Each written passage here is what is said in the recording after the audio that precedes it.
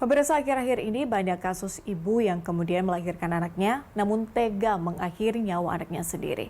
Seperti kasus yang baru-baru ini terjadi, ada seorang ibu yang membacok anaknya. Ada juga yang tega menghabisi nyawa anaknya menggunakan celurit. Lantas mengapa hal ini kemudian bisa terjadi? Kita akan mengetahui atau mencari tahu perspektif dari psikolog Anindita Citra yang saat ini sudah bergabung. Mbak Anin, terima kasih sudah berkenan bergabung di Berita Satu Siang. Akhir-akhir ini Mbak, banyak kasus ibu kemudian membunuh anak. Apa sih yang kemudian kira-kira menyebabkan seorang ibu ini tega membunuh anaknya sendiri? Mungkin untuk penyebabnya juga multifaktor sih ya Mbak Patricia. Jadi nggak ada satu hal yang mutlak nih, pasti penyebabnya satu hal tertentu. Dan perlu dilihat juga onsetnya. Onsetnya kapan mulai munculnya gejala atau aksi pembunuhannya. Misalnya yang ibu-ibu baru melahirkan itu kan masih bermasalah dalam adaptasi, butuh support, kelelahan, kurang tidur, ngurus anak, moodnya berubah, hormonnya juga mengalami ketidakseimbangan, sehingga bisa mempengaruhi persepsi dan perilakunya, baik ke diri sendiri maupun ke anaknya. Kalau yang misalnya identik sekarang ada yang bilang kalau bunuh orang itu pasti karena kesurupan, karena hilang akal, karena macam-macam ya. Dan orang-orang mungkin agak takut untuk mencari pertolongan tenaga profesional karena merasa stigmanya kalau mencari pertolongan profesional itu tidak bersyukur, kurang beriman, padahal sama sekali tidak ada hubungannya dengan itu. Mental illness tidak ada hubungannya dengan kurangnya iman, karena lemah, atau kurang bersyukur. Jadi kalau anggota keluarga sudah mulai melihat gejala-gejala, ibu baru melahirkan, kesulitan beradaptasi, stres, banyak menangis mungkin, mengeluh, mengurung diri, merasa tidak berharga, tidak mampu merawat anaknya dan dirinya sendiri, mungkin perlu secepatnya diarahkan ke tenaga profesional ya, baik psikolog ataupun psikiater. Dan 80% dari ibu melahirkan itu sangat wajar mengalami baby blues. Jangan dilihat buruk, jangan di stigma negatif, nggak apa-apa, memang itu hal yang cukup umum ya. Dan kalau sudah lebih dari itu onsetnya, di atas 1 bulan mungkin, tendensinya mulai apa ya, mulai semakin depresif, semakin agresif, tidak mau merawat anaknya, merasa enggan untuk dekat-dekat, ada kecenderungan atau keinginan untuk menyakiti, itu baru ada kecenderungan postpartum depression. Jadi levelnya dari onset itu baby blues dulu 1 sampai 2 minggu, munculnya bisa 2-3 hari setelah melahirkan, baru kalau di atas 1 bulan bisa sampai 3 atau 6 bulan itu postpartum depression, dan ini kecenderungannya bisa lebih agresif. Perlu benar-benar diperhatikan ya orang-orang terdekatnya, apakah ibu ini mulai ada kecenderungan keinginan atau pemikiran menyakiti diri atau anaknya. Tapi belum tentu sampai dilakukan. Baru kalau misalnya ada aksi-aksi melukai, baik hanya mencubit, menampar, mengabaikan, neglecting ya, mungkin perlu dicek juga apakah ada psikosis.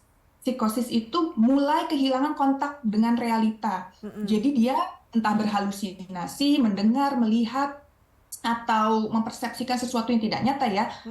Mendengar misalnya anaknya itu harus dipukul, disakiti, atau ini yang membuat kamu menderita. Nah, itu bisa menjadi dorongan untuk ibu yang baru melahirkan untuk menyakiti anaknya. Mbak Bisa Adin, juga. bagaimana kalau misalnya tadi ya Mbak Adin sebutkan bahwa mungkin tadi mencubit atau mungkin menampar, ini kan di beberapa wilayah mungkin ini masih dilihat sebagai sesuatu yang biasa ya, atau stigmanya masih merupakan ini tanda aman lah seperti itu. Nah, bagaimana kemudian kita menghindari hal-hal ini?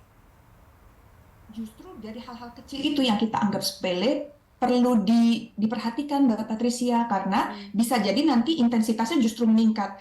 Hal-hal yang dianggap lumrah, anggap biasa sebagai disiplin, itu sudah mulai jadi pertanda yang perlu diperhatikan untuk di stop, diingatkan. Dan kalau ibunya tetap melakukan, tidak punya insight bahwa perilaku itu salah, sebaiknya dibawa ke tenaga profesional. Untuk menghindari hal-hal yang terjadi juga bisa dilakukan dengan sebelum persalinan, anggota keluarga itu ngumpul dulu, saling berdiskusi, menyiapkan waktu, meluangkan waktu untuk membantu, mensupport, menjenguk, menghibur ibu-ibu yang baru melahirkan. Dan kalau misalnya di daerah ya, ada kesulitan ekonomi kah, ada konflik dengan mertua, ada misalnya kesulitan komunikasi dengan pasangan. Biasanya kan kalau di daerah suaminya kerja jauh di kota gitu ya, kurang perhatian, kurang afeksi, itu anggota keluarga yang di sekitarnya perlu loh membantu mengkompensasi ketidakhadiran pasangannya supaya si ibu ini merasa hangat, disupport, terbantu, tidak sendirian, tidak merasa dia itu berjuang sendiri. Padahal orang-orang di sekitar mungkin bisa ya memberikan bantuan. Mbak Anin, artinya kalau mungkin bisa dielaborasi lebih lanjut lagi, kalau faktor lingkungan, ini kita bicara soal faktor lingkungan, seberapa besar sih kemudian faktor ini, lingkungan ini kemudian memicu seorang ibu yang melahirkan anaknya dengan susah payah, kemudian bisa menyakiti anaknya bahkan hingga menghabisi nyawa anaknya?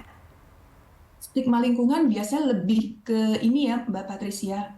Ini kan melahirkan itu faktor yang alamiah. Semua ibu melakukannya, semua ibu pasti mengalami misal kurang tidur. Nah, hal-hal seperti inilah yang membuat kadang-kadang ibu yang kesulitan beradaptasi merasa semakin tidak berdaya, merasa tidak pantas meminta pertolongan, merasa tidak layak untuk dibantu. Jadi merasa justru diem aja ya, merepress kebutuhannya, merepress dia punya kebutuhan untuk dibantu, disayang, disupport. Justru lingkungan sekitar perlu sadar bahwa kondisi mental setiap orang tidak sama. Bukan berarti dia nggak siap jadi ibu atau lemah. Kadang sudah well prepared pun, sudah baca bukunya pun, sudah ikut kelas parenting pun, belum tentu loh ketika mengalaminya langsung bisa langsung beradaptasi dengan cepat. Jadi sebenarnya itu perlu dengan bersedia ya, ketika melihat tanda-tanda yang kayaknya aneh nih, ngomongnya udah mulai ngelantur, sikapnya mulai berubah, mulai nggak bergaul kah, nggak merawat diri, itu udah perlu dibantu.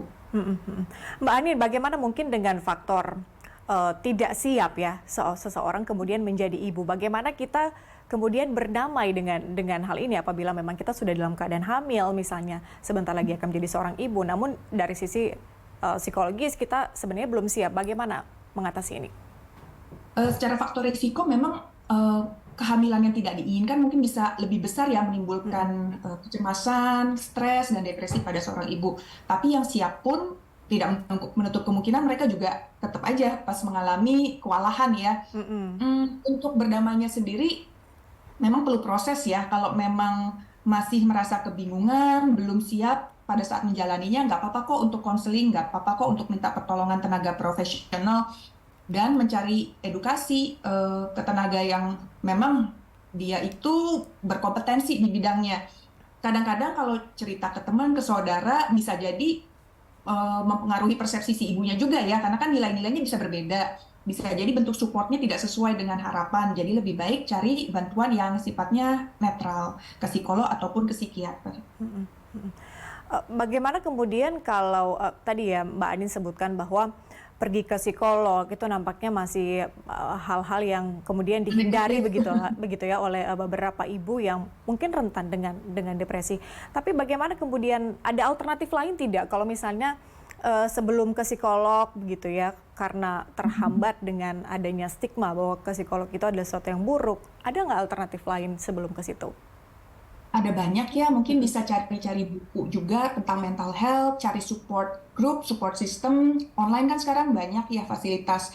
Dan yang dari kasus terakhir ini yang di Jember, kan pernyataan keluarga ibunya ini juga beberapa waktu lalu katanya mengalami kesurupan ya, 4 bulan lalu, dan 1 bulan baru sembuh.